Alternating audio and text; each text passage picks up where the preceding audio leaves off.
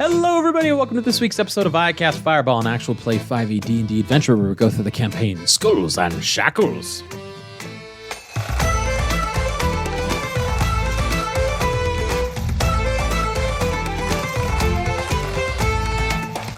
I'm Thomas, your DM for this adventure, and around the table we have... Lieutenant Ignis Harkon. Maximus Shans. Chozo Lebec. And Buster Bilgewater. Arg! We be on the high astral seas here with the crew of the Satyr's Song now on the... Oh, what's the ship's name again? Oh my god. The Baja Blast. It is Silvery Barb. The Silvery Barb, The right. Baja Blast. That's right, not the Baja Blast. I renamed it. He is the captain. I am the captain. He is the captain. On this week's episode of Treasure Planet, we cast off into the astral sea, having found a heading for the four of our adventurers, the ship having been changed with the new captain in charge, and with the crystalline palace, the palace of Desna, the goddess of luck, worshipped by travelers, ahead of them. What will lie ahead of them as they enter this palace or this structure? We'll find out this week on I Cast Fireball. Hey, Chozo. That's me. Quick question for you. This is the goddess of luck, you said? She is the goddess of many things. Luck, travelers, dreams. Right. But you have another guy that you got, like, something from, right? Who's a luck thief? Oh yes, Taiki is a luck thief. I may need to rebind before we get into the palace. Yeah. Maybe don't show up at the door with a vestige of the guy who steals the thing from her. This is a good point. I'm going to, as we're sailing, I'm going to cast a rebinding ritual. Buster's just always thinking about how could we get screwed in one way or another. Well, good thing, because that was definitely on my mind as the DM. But as you would cast this rebinding ritual, Chozo, it's only 10 minutes, right? The rebinding ritual is one action, but I can only do it once per day. This is the only time outside of my long rest full ritual that I can change. You know what? Let's do something thematic. I'm going to bind to Corrine the Displaced. Corrine the Displaced. Yes. Describe to us your rebinding ritual here. So, rebinding ritual, similar to what I've done before, I take the totem of Taiki the Luck Thief, place it to my forehead, say a little miniature message of gratitude, and as I pull it away, replace it with the totem of Corrine the Displaced, and when I do this ritual, I lose the blue jay feathers, I lose the 3 little floating cards in front of my face. My legs grow as long as a flamingo's. Not the same color as a flamingo's, but as long as a flamingo's. And I love the wording here. While bound to Corrine, your body becomes wedged between reality and non-existence. Your joints, including your neck, shoulders, elbows, hips, and knees, seem to have vanished into some other plane, leaving your other body parts floating loosely in their positions. You're Rayman. You're like Rayman. Yeah, so my legs are as long as a flamingo's, but the joints are missing. Oh, no. That is... and you look to your strange immediately next to you, and they just go, who? Corrine's displaced. Is that what it's supposed to do, Chozo? Yes, this is expected. Corrine was a planar researcher who discovered the true nature of the void. We are in the void, you might say. So why aren't your body parts here if we're in the void?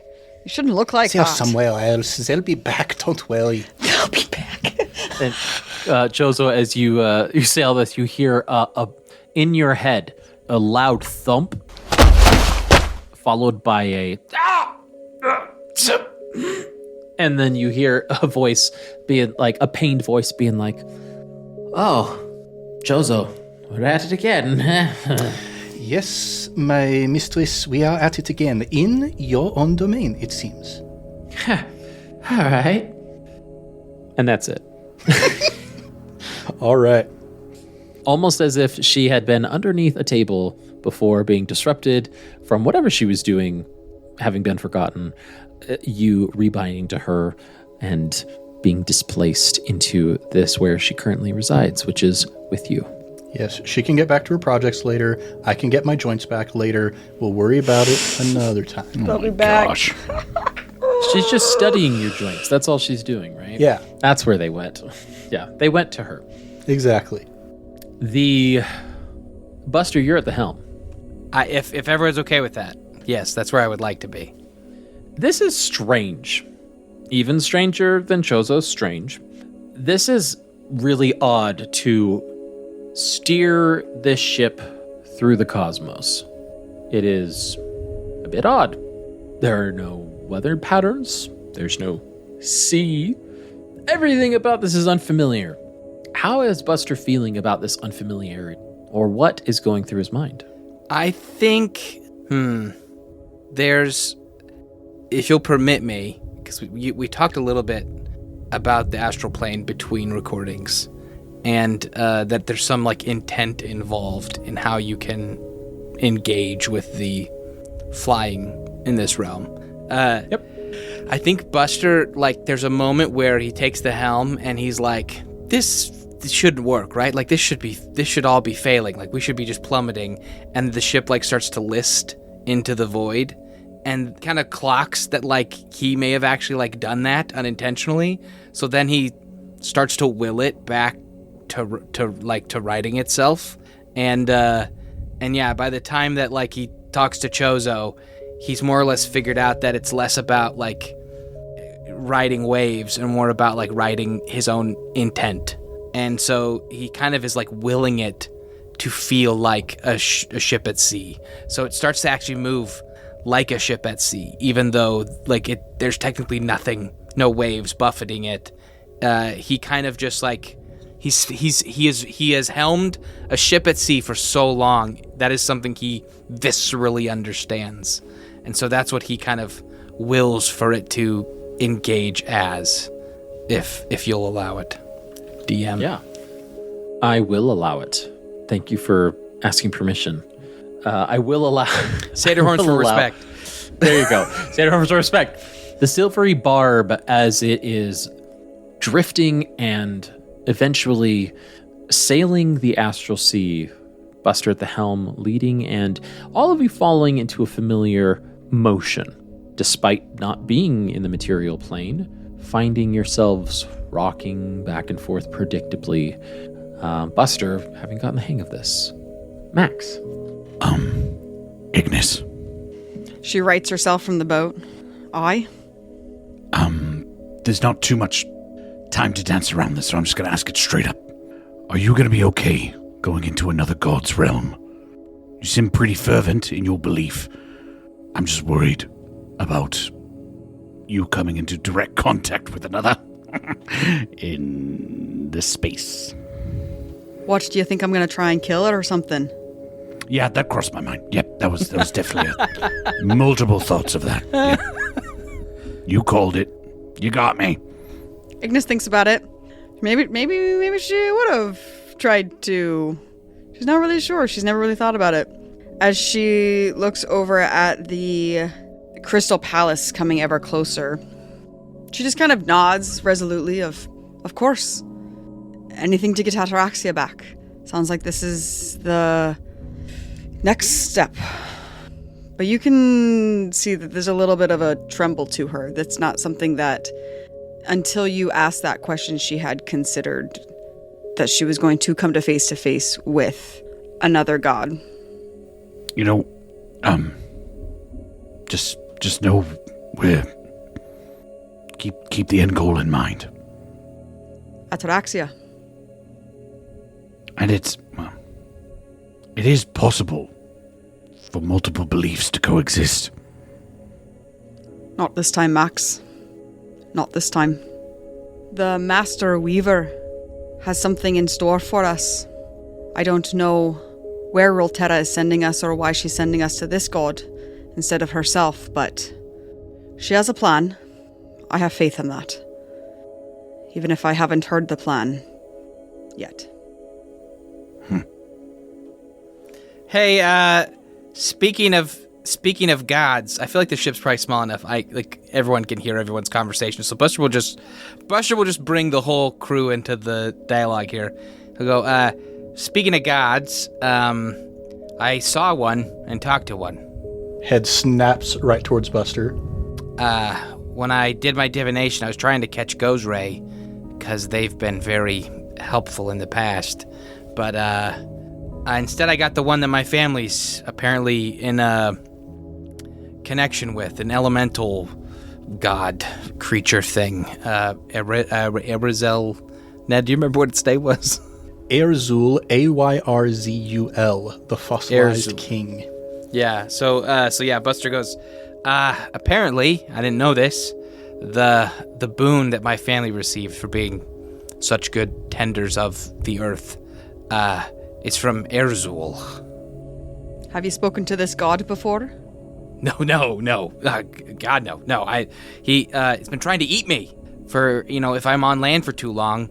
It's like a retroactive thing. I didn't know what happened, but I left land. I went to sea and stopped working fields for so long as a blowback magically for the boon. So whenever I'm on land for too long, eventually it finds me and starts trying to suck me in. And apparently he's been everything that I've been sending to him, like monsters, creatures, enemies that I've had the earth eat in defense of myself, get sent to some labyrinth that he's made. And that's where Tim is apparently, and he's not going to let him out. But when I did my divination spell, he's who I got in contact with, and he explained a couple things, but did say that there's a crossing in that castle, but the person who owns the castle will have to deal with them in order to use it. So is this deity still in connection to your family, or no longer since you left? Yeah, no, it sounds like he still is. I mean, he knew me by name and said that they're having a hard time without me. In fact, he wanted to take me back. He wanted to transport me back to my home while we were talking, and I told him not to. Of course.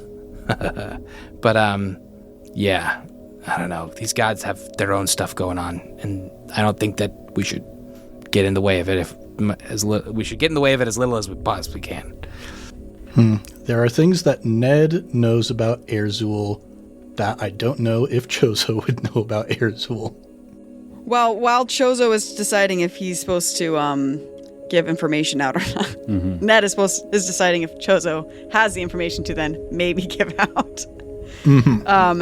Ignis is starting to become increasingly frustrated that Buster has talked to a god, and now we're talking to another god, or we're on our way to talk to multiple gods. Another god. Yeah, he's talked to multiple gods, and we're on our way to talk to another god, and Ignis still has not heard from hers. Is really starting to build up a level of resentment within her. She's starting to get a little upset and angry about it. I don't know, maybe she will kill that god. I hadn't considered that, Jake, but maybe she will kill that god. No. Buster. Yeah, maybe she will try. I mean, Ignis, maybe that is what Roltera wants. Buster sees Ignis's like eyes just go very distant, like she's thinking about murdering a god, and he goes, You just have that look. Ignis, where are you going there? What's going on? We're heading to the palace. What do you mean? You got like a far off look, like a dangerous. You have a very dangerous look in your eye. I've seen that look before you gut someone with your fists. I just think that we might need to be on alert. We don't know what god we're going into. You've been speaking to your god. Chozo has all of these gods floating around. It's not my god. Crazy little bird head. I just find it to be a little aggravating that we keep running into all of these gods. And I haven't heard from mine in a while. You haven't? She admits. Yeah. Oh. The DM was gone. I don't know. I admit it. Oh. But yours is like as a mean one, right? It's a very dangerous god. Oh, gods are dangerous. Yeah, why would you worship All a god gods are that's not dangerous? Yes. One that's powerful enough Buster to do looks what you into need to do. in the stars and goes, "They're all very dangerous." equally dangerous. Any who are listening, don't need to prove it to me. I'm terrified of all of you, please. Yeah, speaking of dangerous gods, hey Thomas, Yes. Josh was telling us about Buster's experience speaking to Erzul, and this is a place where, now that Chozo knows about this experience, I'm wondering, would it be appropriate for Chozo to have knowledge that Ned has? Ned, why don't you go ahead and describe some of the knowledge you have about Buster's experience as Ned the player? Yeah, so, Buster, there is not merely one deity over each element. There are multiple. There are good elemental lords and evil elemental lords. Erzul is firmly an evil elemental lord. The ship lists downward a little bit, and then Buster Helmsman, picks it keep back. control Buster of the picks it back ship. up. I'm sorry. Known for his proclivity to hide his intention to slowly poison others. What? What do you mean? Slowly poison?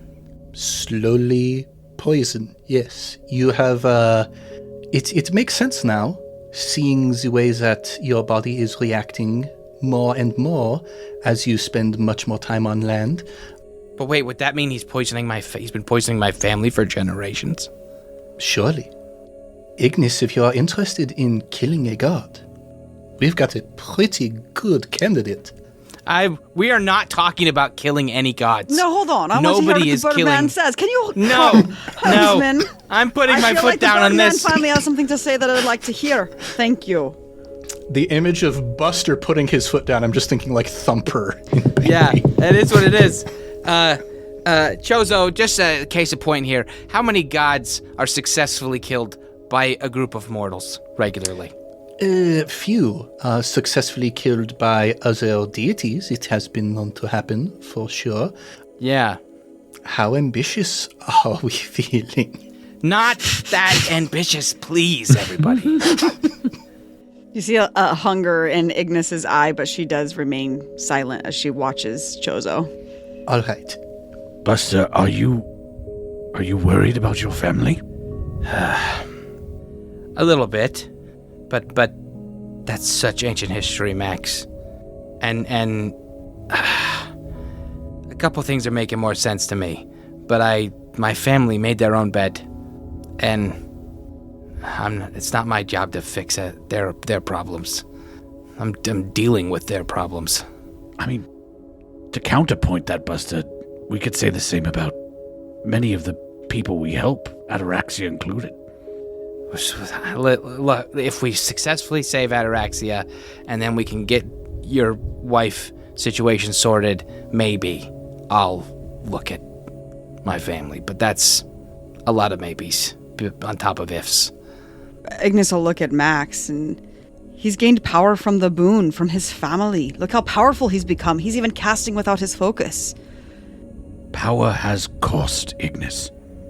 Power is the only thing that matters. If I could give up my boon, I would. I was terrified that he was going to crush me when he was speaking with me. And if I offered an insult like rejecting his gift, I think he might have just done away with me then. I'd get rid of it in an instant, Ignis. I hate this boon. It's a curse. Ignis looks at him surprised. That genuinely surprises and shocks her, that you would give up the power. As this conversation, the last words of Buster hang in the air and are cast into the expanse. This conversation is highlighted by the approaching palace that is starting to get closer and closer. And it is this is gigantic. It is quite tall. Like Jack and the Beanstalk kind of thing? Like, Minas Tirith from Lord of the Rings, where you're at the bottom of the mountain and the top of the mountain is the top level of this palace. Similar to that, but this beautifully colored, at times see-through, at times opaque, at times different colored crystalline walls and structure. impossibly shines the starlight that is reflecting from beyond the astral sea as it makes contact with the walls of the palace. The palace almost soaks it in and reflects it beautifully, articulately, and meaningfully. Again, it is breathtaking, and it is awe-inspiring. Your little boat sails up over the edge and then before nestling into a stone-like courtyard in front of these massive double doors. What's the plan? I say we knock. What kind of god are we dealing with here, Chozo? Benevolent? Or tricksy? Very benevolent. Desna is, in the annals of the mythology, believed to have created the heavens themselves. She is a very benevolent god. Could we just knock? It is a door. That's what I said. That's what I said. Oh, sorry, Max. I didn't hear you. I said that. What a brilliant I am the suggestion. captain, and I said, let's knock. I'm just joking. I reach out with my hand and I knock on the door. Buster, could Buster keep the boat this time? Or does the captain take it? Do you ask for it? Because Max will just naturally just take it. No, Max just take it. No, Buster won't take it. He won't ask for it. Max will pocket it. Chozo knocks a few moments later. The doors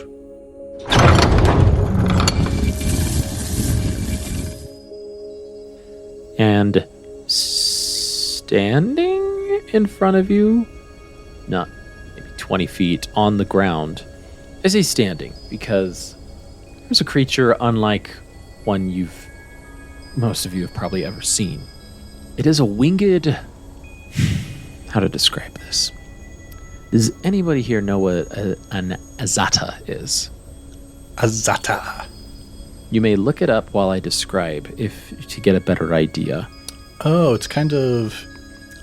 in D&D terms, you might think of a Merilith, sort of a human female top of body, snake lower body, wings kind of situation.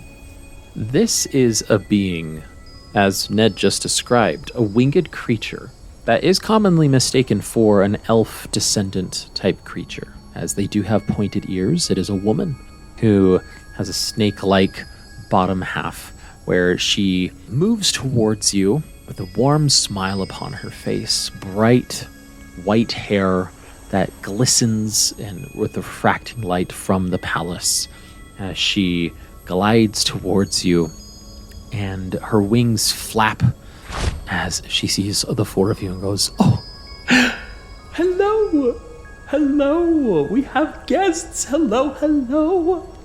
Thematically, because we're in the astral sea and time is wibbly wobbly, can Ignis, for flavor, reveal her wings as well and have them out while we're in this place of the gods?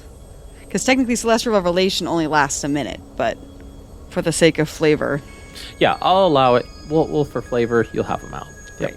As she says hello, almost instinctually, Ignis will breathe in, and that her wings will expand, and her skin will take on that glow, seeing another celestial being that she hasn't seen another celestial being since she left the island. Hello. I am Captain Maximus Shans. This is my crew. We have come to parley with the master of the house. Oh, parley! You are welcome in Desna's domain. And she looks to you, Ignis, and goes, "All are welcome in Desna's domain. And please, come in." Are all welcome to leave as well? Yes. Unless Desna wishes to speak with you, of course, that would be rude to leave. But I cannot speak for the goddess herself. But please, join us. Are you hungry? Would you wish some food? as she gestures you in and you start to walk through the entrance. I do. Yeah, Buster hikes up his chest backpack, and he stays in the back of the pack. You start to see the inside of this palace, and it is dizzying how expansive this room is, how wide and open it is. And there doesn't appear to be any stairs, but there are many levels to this palace. You can almost imagine like the spacious vaulted ceilings of historic or Gothic cathedrals, right? That is a lot of the architecture here, but there are numerous animals and creatures that are flying, flittering about, and beautiful noise that emanates through the air. There are other Azata creatures that are actually perched up on higher levels with these beautifully intricate harps, and they seem to be playing some music. There are other butterfly-like humanoid creatures where they appear to be humanoid females that have butterfly wings that are as tall as them, fluttering and flying about, laughing as they go and playing and talking with one another. And this Azata, she turns to you and goes, "Well, my name is Ariel, and may I ask your names?" Yes, I'm Captain Maximus Shans. Yes, of course. And this is my first mate, my lieutenant. And I will gesture toward Ignis. She will stand at attention and in a very militaristic way say, "Lieutenant Ignis Halcon of the Holy Army of Rolterra." And she looks at you with a smile and she goes, "Yes, I suspected as much." And this is the helmsman. And I'll point toward Buster. Mm-hmm. And this is the bird. Our guide. The bird. Our guide. Duh, Our bird. guide. Well, I mean, he's part of the crew. He's our expert in the field. I am a humble traveler of the plains, grateful to finally have found my way to the doorstep of the Song of the Spheres. His name's Chozo. Welcome. You are versed and you are traveled, Chozo. If I had blessings to give, I would give unto you for knowing the majesty of Desna and her domain and her realm here. I am delighted to see you four. I have never met you, but it's not often we get visitors, and it is just comforting. So, please, you treat Desna's realm with respect. You have a space here for a time at the Sevenfold Cynosure, as she gestures up to the expansive, almost skyless or ceilingless room that you are in. But you are a crew, it sounds to be. Not a crew of adventurers, it sounds, but ship, a naval? Do you sail the astral seas out there? We are quite intrigued, as she puts her hand on her chest, her chin, propping it up as part of her snake tail has come up to support her elbow as she kind of leans forward on it. She goes, "We are quite interested in learning more. We don't come to the astral sea quite often, only as Desna dictates, and it is quite exciting to see what is happening out there." Yes, unfortunately, no. We're relatively new here. We are actually hoping to pass through this plane onto another. We're hoping you could help with that. I see. You've come for some of the pools of transportation that Desna has and provides. That Yes? sounds great. Yep, that sounds really good. Of course. Well, of course, it would be rude to not meet the the host, so shall I take you to her? Yes, sure. Yeah, let's do that. Excellent. It would be an honor, in fact. Yep. Excellent. Yeah, don't be rude, I'm Max. not. You're the one who talked about. Please lead on. He was about to bring up all the things we talked about on the boat, but he's like, nope, they don't need to know that. As she calls to some flying, I believe they're pronounced Lyrakian, the humanoid butterfly winged creatures. She gestures down to Little them. fairies. To come down. Oh, they're not little. They're as tall as you are. Oh, big fairies. Okay. Oh, big furs! And they have butterfly They're like wings. bikers, like onward. But they're like little small girls. That's a big fur! Oh my gosh. Thick boys! Brother! Brother! My name's Jeff, I'm a fairy. Jeez. As they drift down, their butterfly wings flapping delicately, and again, I can't emphasize again just the beauty that is surrounding you. Ariel, she says, do any of you need assistance? I see, Lieutenant, you have your wings of your own, but would the rest of you permit these wonderful Lyrakian to be able to carry you to Desna directly? Seems like that's the fastest way, so yeah, let's do that. You don't have any stairs? As a matter of fact, no. It is the only mode of transportation is flight here. Okay. Chozo giving deference and like showing respect to the Lyrakian. She comes behind you and puts her arms. Oh, they can't be underneath- biker bros. Brother! They just live. That's what they say every They're time. lovely. No. They're lovely ladies that are. Your Lifting head you to the canon, heavens. they could be biker Okay. bros, but Okay, they my bad. definitely are not. Actual canon is This no. could have been our new Tommy Wings Up. Can in my imagination, like everybody else is getting carried very gracefully, and Buster's got like one arm being carried by each arm and leg being carried by a different one as he's kind of like flailing.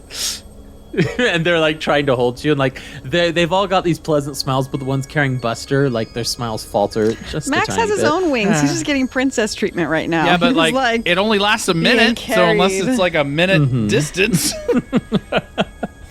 Well, that's what I'm saying. I have my wings out. My wings out. For My wings theme. are for emergencies. I'm not showing off my wings here, okay? I am enjoying a lovely ride by some beautiful butterflies.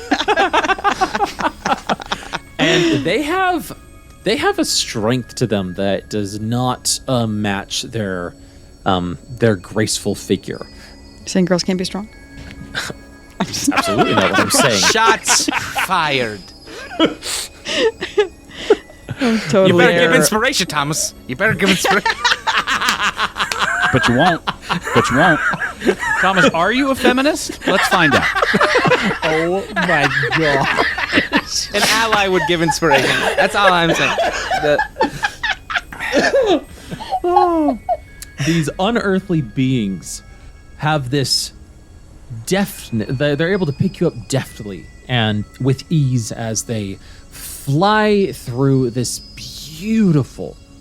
Each floor is just like a different theme, and the ones that you pass, the first couple floors, they have their themes where Azata's they're playing this music, and then you passed a few others where they are composing great works of art, both visual and auditorial, through story, through retellings.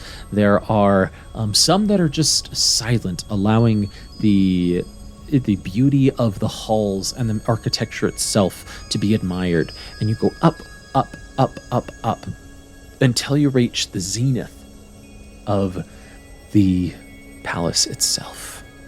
And there's just one small opening. And it almost looks like you're going to hit the ceiling. And there's just a circular hole directly in the center of the ceiling that they all fly up into. And they gracefully put you on the ground, each of you, even you, Buster, as awkwardly being held by 5 of them. At the point they get to the zenith, he stops squirming and he's just in a frozen pose. Just holding still. Because you don't want to be dropped at I this don't point. want to fall, yeah. As you all get set down, they each give a small laugh before they fly back through the hole. And what you see above you is, you almost feel like you're on the roof of the palace, because above you there is no ceiling, there is just expanse and stars. But Chozo, you're the first to clock this. It is absolutely not the same sky as the astral sea. It has a darkness which reminds you of dark nights on the material plane, but it still has that beautiful shine where the stars are completely visible, where there's zero light pollution, and it's just a breathtaking sight. And as all of you take this in and surround you, you hear an echoing voice. Thank you for enjoying my domain. The stars are the things I'm quite proud of to have brought to these realms. And folding out of the space above you, with almost like eyes blinking, there is a set of wings that fill the entire expanse of the vacuum of space above you, that fold towards you and then fold back out as this figure begins to emerge.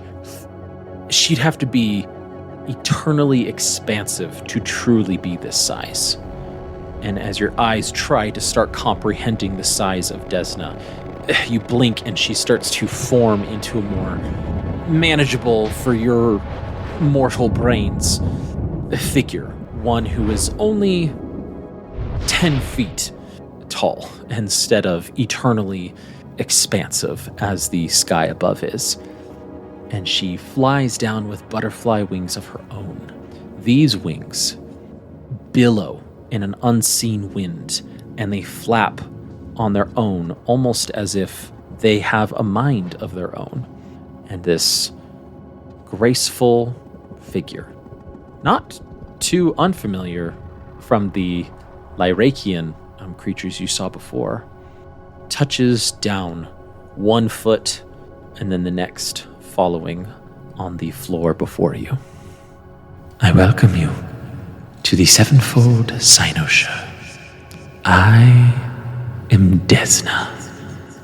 I will give a bow, approach a little bit, and say, never in my greatest dreams could I have imagined the majesty of the great dreamer herself. It is an honor to be before you. Max looks over at Buster and kind of does like a look like... Buster has been bowed this whole time. dang He it. has not looked at her once. Well, if Buster's not looking, he kind of looks over then at Ignis. Just someone to make eye contact with, kind of looks over, like kind of glances to Chozo like, look at this guy. Look at this schmoozer. Ignis will lock eyes with him and fold her arms and kind of roll her eyes at it. As you say this, Chozo, she puts her hand to her lips and she chuckles softly and she goes, You honor me, traveler of the realms, one who remembers the forgotten. I am grateful for your reverence. I turn back towards my friends and look at them pointedly like, reverence, you hear? Reverence. Buster, not having looked up from the crystalline crown. Don't be rude, Max. Max, don't be rude. I didn't even get a chance to talk. Ignis will meet Chozo's eyes and give him an even bigger eye roll. Yes, we are grateful for your grace. So grateful. Yep. Keep going. Thanks. Thank you for that addition. We are the crew, part of the crew of a ship who are looking for our captain who's been lost. I introduced myself earlier to your other person as the captain. I'm not really the captain. Yes. I'm more of the acting captain.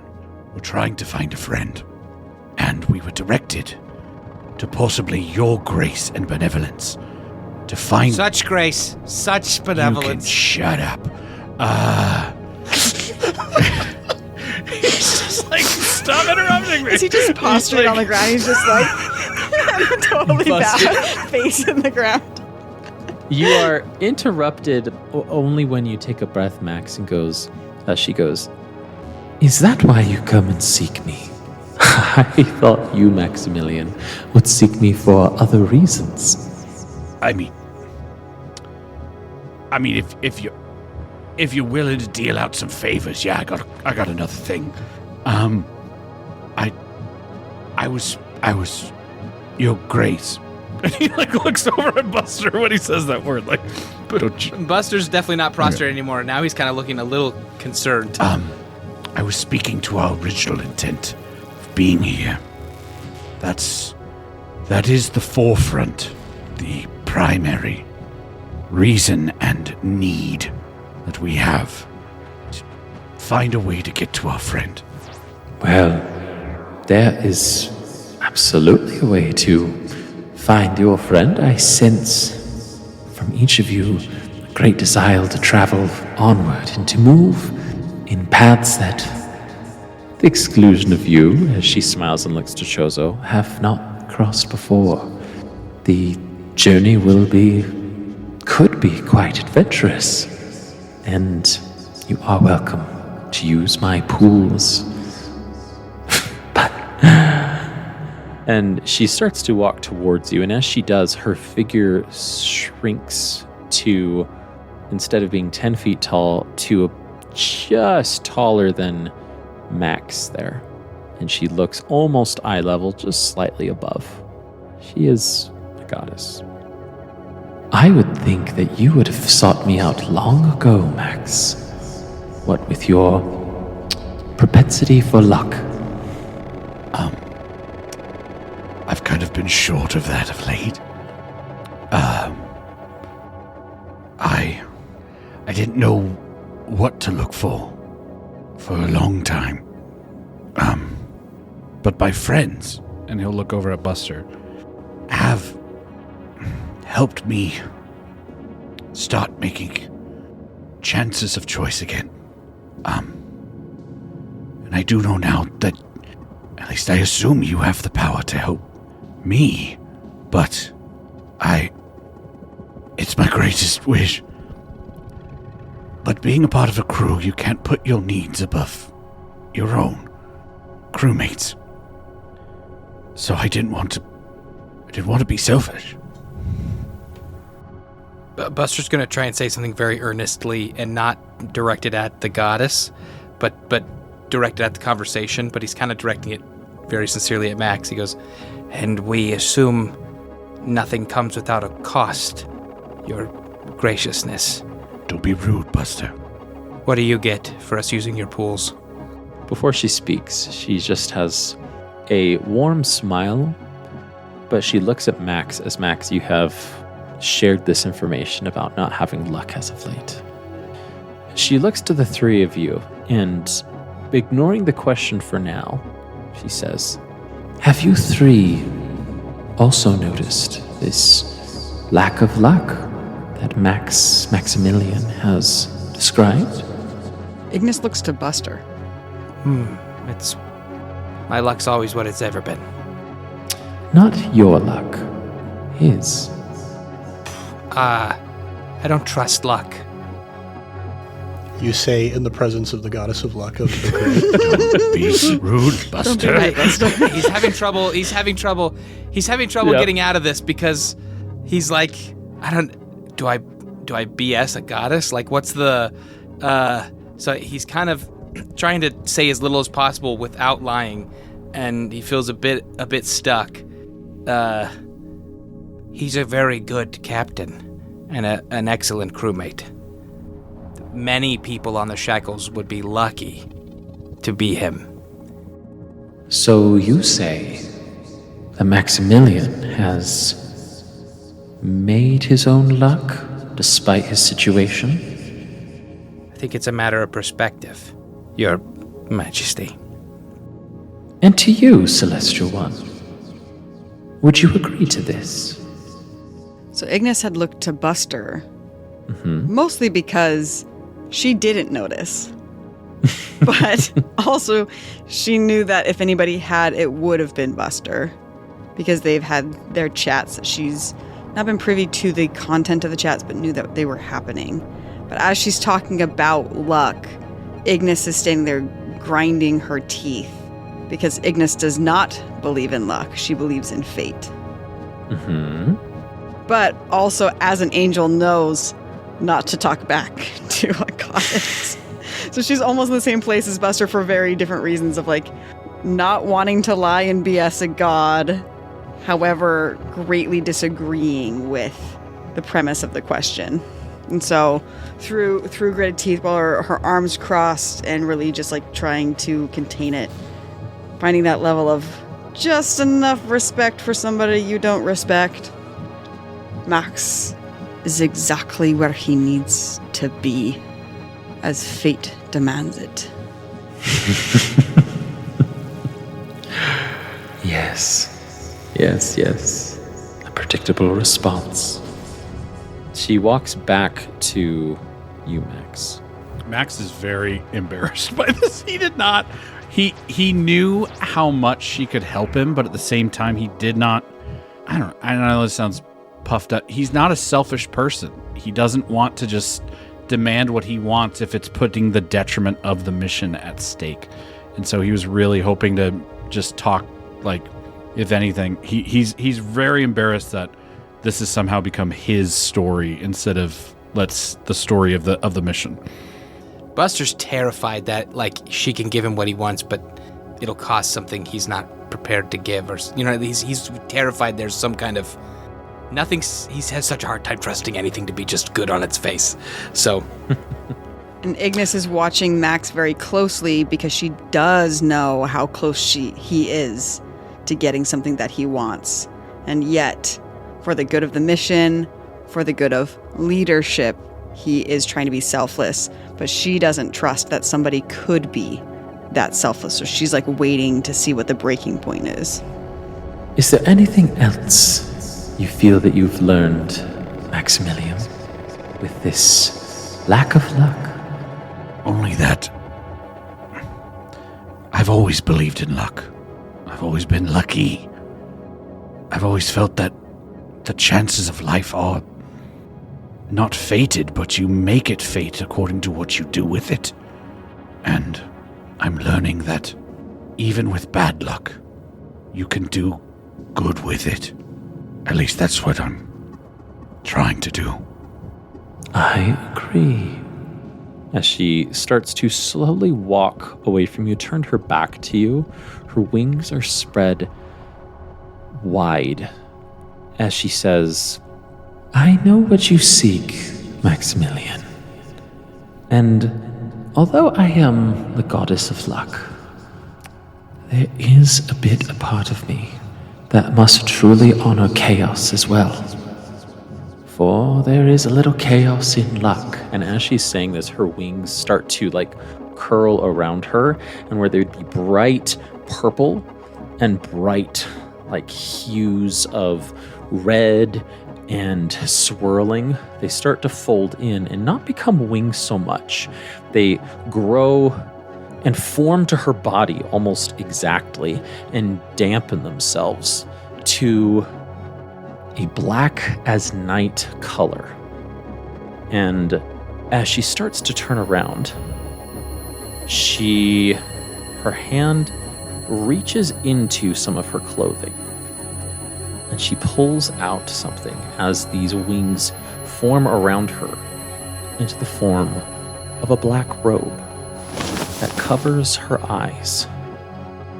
And as she pulls something out of her pocket, it is a deck of cards. No way. Does Buster recognize this as well? As she smiles, all of you see the deck of cards, and she smiles, only her mouth visible. Max, this being the exact same figure that you have seen twice before now. The first draw of the cards? Uh-huh. from the memory that we saw. And then he went there again on the Brine Banshee. And let's see if we can turn your luck around, Maximilian.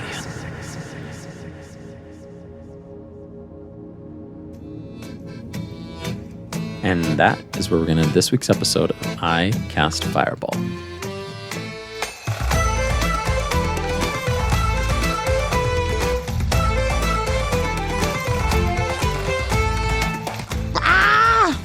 What?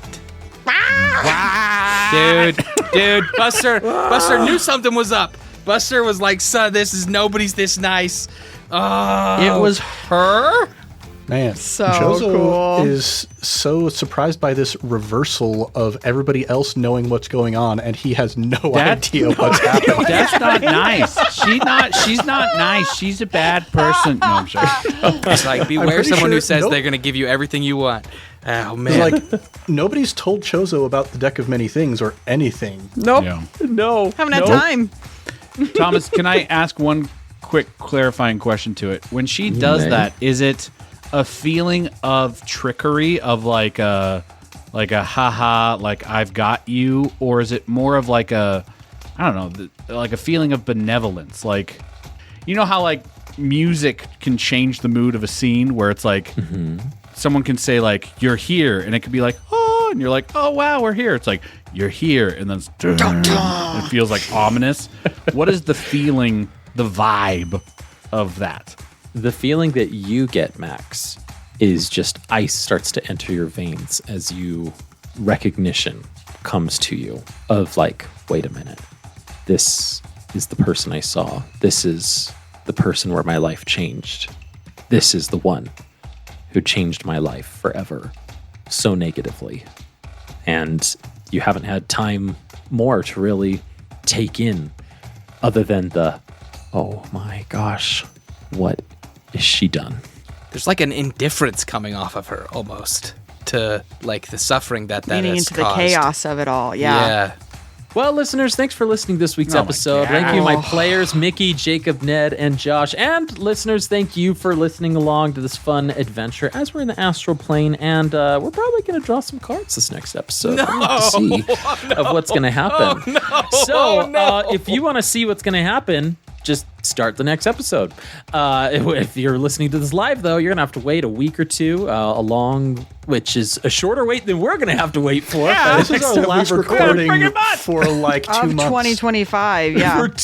for quite a while, so we're gonna have a long time to sit and stew. But if you want to make your predictions about what cards will be drawn, what will happen in the next episode, shoot us an email at icastfireball2020gmail.com. The best place to chat with other like-minded individuals is at patreon.com/icastfireball20 and join our $5 a month tier and join our patron exclusive Discord channels, where you can chat with all the other ICF fans and talk about their conspiracy theories about what they think is going to happen and what you think is going to happen. So, and you can also chat with the cast as well, and we can respond too. But I think Jacob's going to go silent for a while as he's going to try to comprehend what's going to happen here. So, yeah, that's so feel free to reach out to us there. But we're going to shout out Improv Tabletop, where they're doing some fun stuff. Last we talked about how they slogged through the 6th and final Choose Your Own Adventure Sonic the Hedgehog book, which are Ned, how out of print are they? They are the amount of money I have had to spend on eBay to collect all 6 of these books. Oh no. Thank goodness we have patrons, and thanks Deva, our old friend from college, who gave us a very special donation to help me get some of those I love books. Deva Tuttle. Oh, Let's shout out Deva Tuttle. shout out, One of Dava. my favorite You're human great. beings. You're awesome. The things we do for art, and we do it all again. If there was if there were other equivalent actual play books that we could read, I'm sure we would on Improv Tabletop. Maybe I'm We've got speaking for Indiana Ned here. Jones books that another one of our Patreons donated to us. Shut up. Oh man, that's sick. So if you like Choose Your Own Adventure Sonic books, go give them a listen to, and don't forget to leave them a 5-star review on the way out. Lastly, don't forget to like, subscribe, and share with your friends and fellow wacky adventurers. But until next time, I'm Thomas, your DM, and around the table we've had Lieutenant Ignis Halcone. Maximus Shans. Chozo Lebec. and Buster Bilgewater. Let's keep that fire going, everybody, and we'll see you all next time.